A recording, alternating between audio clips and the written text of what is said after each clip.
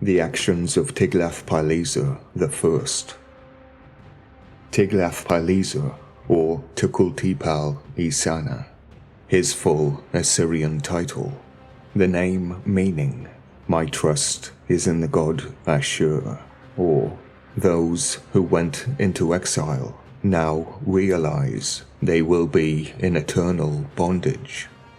A fitting name for a king, as it reveals what happens to them in the afterlife.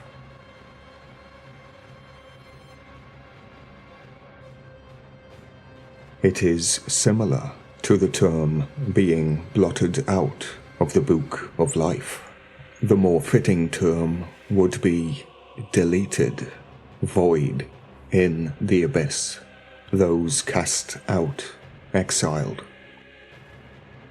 Tiglath-Pileser came to the throne around 1120 BC and soon commenced a career of active conquest, which was to render his name one of the most famous in the warlike annals of Assyria.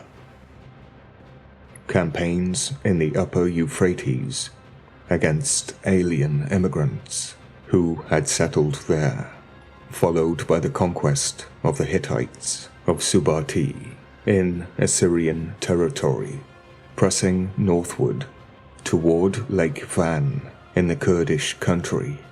He subsequently turned his arms westward and overran Malatia.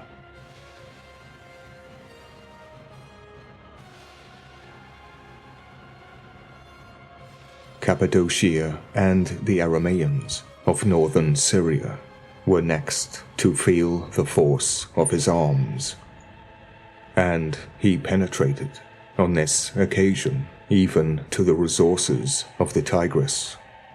He left behind him the character of a great warrior, a great hunter, and a great builder, very similar to King Solomon, as he restored the semi-ruinous temples of Ashur and Hadad or Rimmon in the city of Ashur.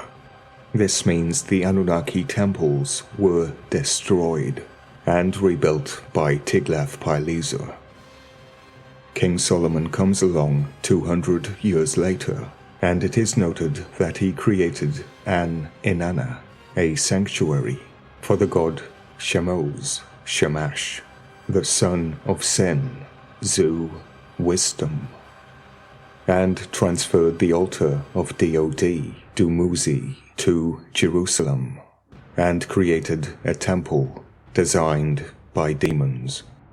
It is quite possible that Tiglath-Pileser left behind a statue of Sin, Lord Zu.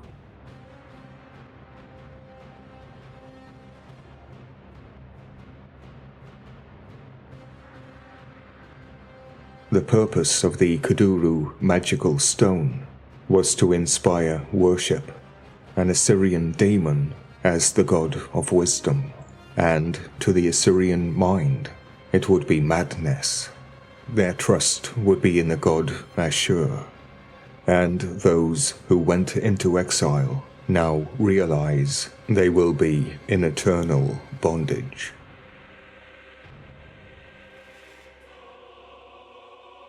After the reign of King Solomon, the door is left open for the Assyrians. I remind you again, the Assyrians placed the statue of Sin, wisdom, beyond the borders of Assyria to assimilate the land and its people. Those who went into exile now realize they will be in eternal bondage.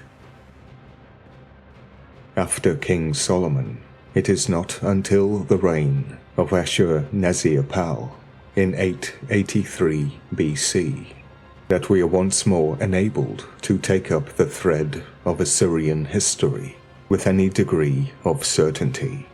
In this reign, artistic development proceeded at pace, but it cannot be said of Ashur-nazir-pal that in him culture went hand in hand with humanity, the records of his cruelties being long and revolting. His successor, Shalomar II, possessed an insatiable thirst for military glory, and during his 35 years, overthrew a great confederacy of Syrian chiefs, which included King Ahab of Israel. He was disturbed during the latter part of his reign by the rebellion of his eldest son, but his second son, Samsi Ramon, came to his father's assistance, and his faithful adherence secured him the succession to the throne in 824 BC. Those who went into exile now realize they will be in eternal bondage. Their trust is in the god Ashur.